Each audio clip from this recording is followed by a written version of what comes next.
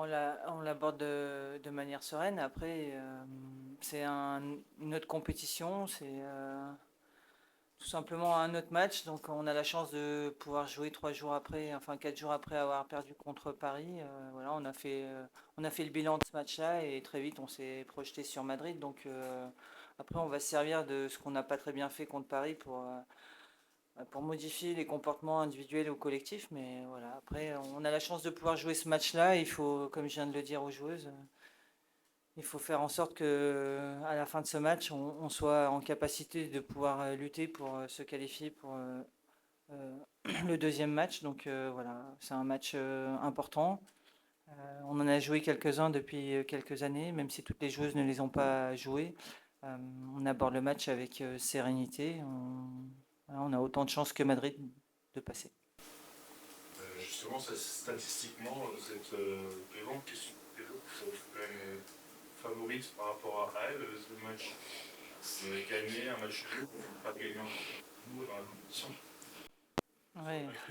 Sur le papier, oui, si on regarde juste ça, oui, mais favorite, je sais pas, ils ont fini plus haut que nous dans le classement. Donc après, c'est vrai que les confrontations qu'on a jouées contre sont plutôt en notre faveur, mais justement, je pense qu'ils vont se servir aussi de ça pour se motiver. Et nous, voilà, je pense que chaque match est différent. C'est à nous d'écrire l'histoire de cette saison.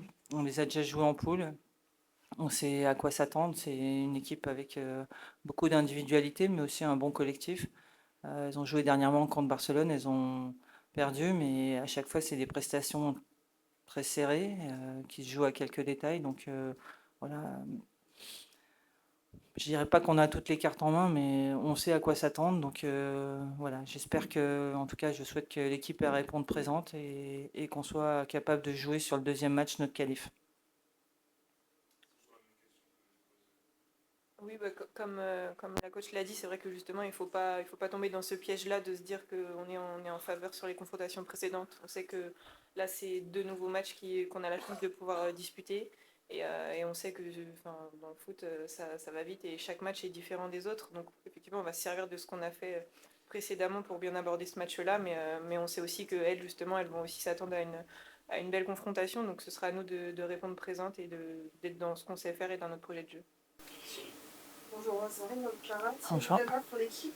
Zorine, est-ce que tu peux nous faire un petit point sur ton groupe? Est-ce que tout le monde est dispo pour ce match? Tu parlais de ce que vous n'avez pas bien fait contre le PSG. Est-ce que tu peux détailler un petit peu ce que tu voudrais voir améliorer et ce Le point sur mon groupe, pour l'instant, je déplore juste. Je vais pas le.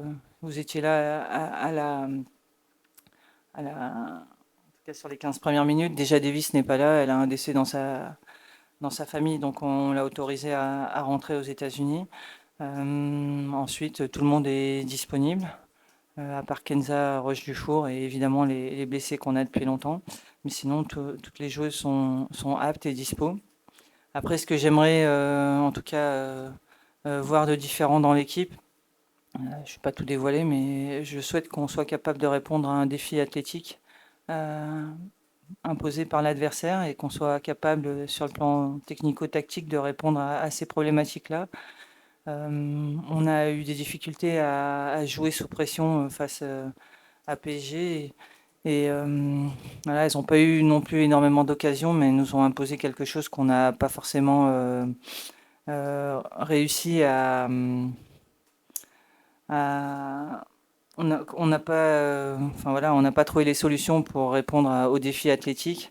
Et après, elles ont été très efficaces et très réalistes parce qu'elles marquent quasiment sur leur première occasion. Et un coup franc, un penalty, une mésentente de notre part. Après, nous ont poussé à faire ces erreurs-là. Donc voilà, j'espère qu'on va en tout cas se reprendre. Il y a, comme je l'avais dit avant de jouer contre PSG, c'est une top équipe. Malgré tous les résultats qu'elles ont eus, moi je reste persuadé que c'est une équipe qui avait sa place euh, pour jouer pour les quarts de finale de la Ligue des Champions. Donc voilà, on n'est pas non plus surpris de ce qu'elles sont capables de faire. Donc, voilà, après, la vérité d'un match, c'est pas celle de demain, c'est un autre adversaire avec d'autres problématiques qu'elles vont nous poser avec des joueuses de niveau international et de classe mondiale aussi. Bonjour, j'ai Lucas Cassis du Max Space. J'ai une question juste pour Sandrine. Et samedi, on était là face au Paris Saint-Germain. On a vu, voilà, comme vous l'avez dit, au niveau des physiques, vraiment les tactiques, c'était un peu compliqué pour vous. Est-ce que demain, potentiellement, on pourrait avoir des modifications déjà au niveau du jeu? Et comptez-vous jouer un jeu de transition ou plutôt un jeu de possession face à cette équipe du Real Madrid? L'objectif, c'est le rapport de force. Il impose des fois des choses. PSG nous ont laissé le ballon et nous ont contré. On a eu la possession, mais elle a été très stérile. Et elles ont été très efficaces sur leur phase de transition. Après, Madrid, c'est un peu différent. Peut-être qu'ils nous laisseront la balle, je sais pas. Après des modifications, je vais pas réinventer mon équipe en 2 jours. Mon équipe, elle a un style de jeu. Je le prône depuis plusieurs années. J'essaye de faire travailler mon équipe pour qu'on ait la possession, pour qu'on essaye d'imposer quelque chose à l'adversaire. Après, je pense que sur le plan technico-tactique, le week-end passé, on n'a pas été mis en difficulté. On n'a surtout pas su répondre aux défis athlétiques qu'elles nous ont posés et elles ont mis beaucoup d'intensité dans les courses et dans les duels. Voilà, il faut arriver à résoudre ces problèmes-là de manière individuelle, mais aussi de manière collective, en faisant circuler plus vite le ballon, en étant juste sur la première touche, en essayant d'éliminer la première ligne de pression, soit par la passe, soit par de la percussion, ce qu'on n'a pas réussi à faire.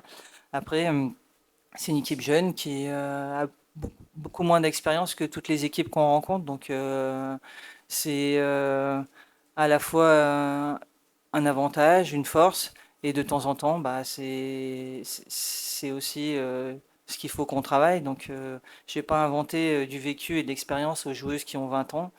Maintenant, voilà, on fait avec et voilà, j'aime ce que propose mon équipe, même si on a perdu. Après, je sais aussi être réaliste et objectif sur les qualités des joueuses que j'ai.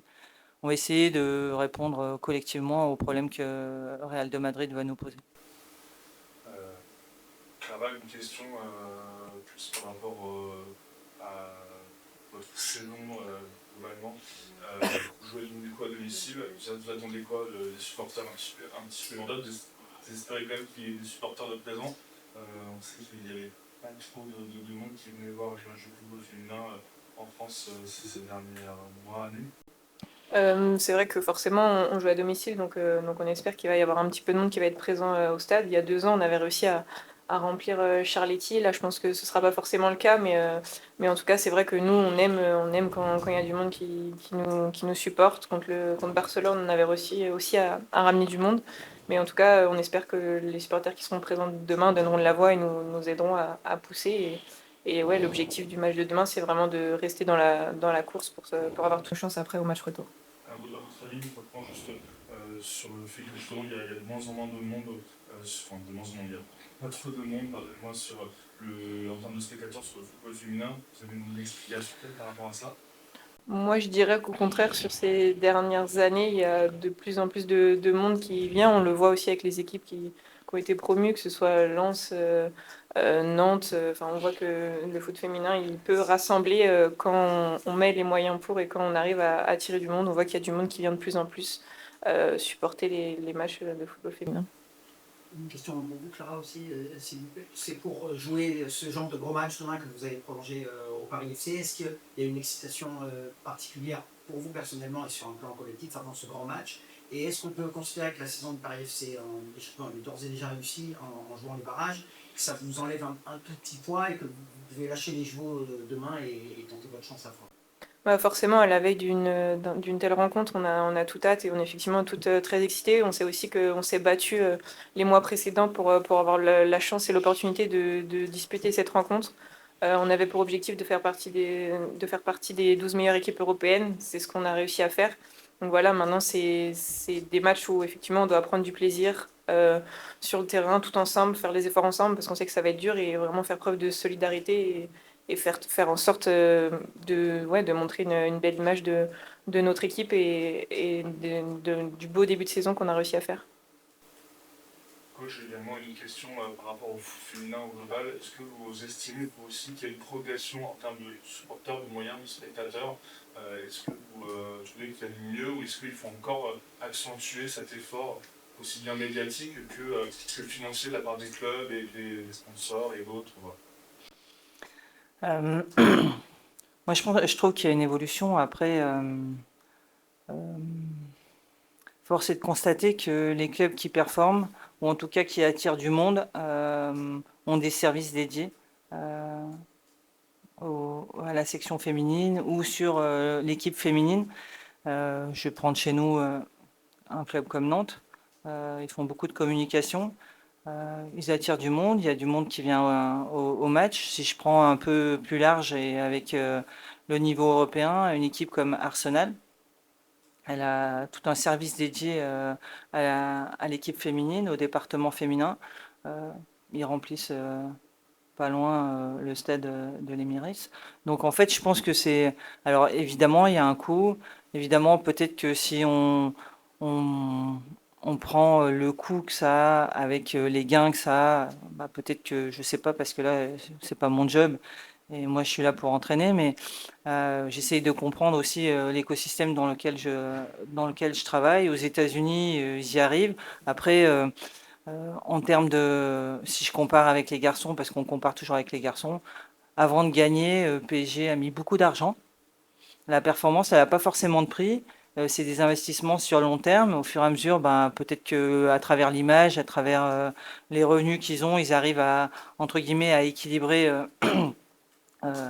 les revenus et les dépenses. Moi, je pense que le sport, quel que soit le sport, c'est un investissement en termes d'image pour des propriétaires. C'est aussi un moyen de communication ultra puissant. On arrive à faire dire des choses, ou en tout cas à amener les gens à croire qu'il y a plein de choses qui sont possibles à travers le sport. C'est un endroit où on se rassemble, où des gens dans la société ne se croiseraient pas et se croisent au détour de la passion du foot ou d'un sport. Moi, je trouve que le foot féminin ou les sports féminins ou le sport en général, il doit rassembler, quel que soit le sport qu'on fait, quel que soit le genre. Euh, on est là, nous acteurs, à notre niveau, les joueuses, les staffs, on est là pour montrer qu'on peut bien vivre ensemble à travers une activité menant à très haut niveau, en venant de cultures différentes, en venant de pays différents, de continents différents, et on est capable de se comprendre et de s'entendre. Vous avez quoi par rapport à ça également, Clara? C'est suffisant ce qui est comme moyen dans le foot français féminin? Bah, je pense que enfin, on en voudra toujours plus parce on veut toujours plus, on peut toujours faire mieux.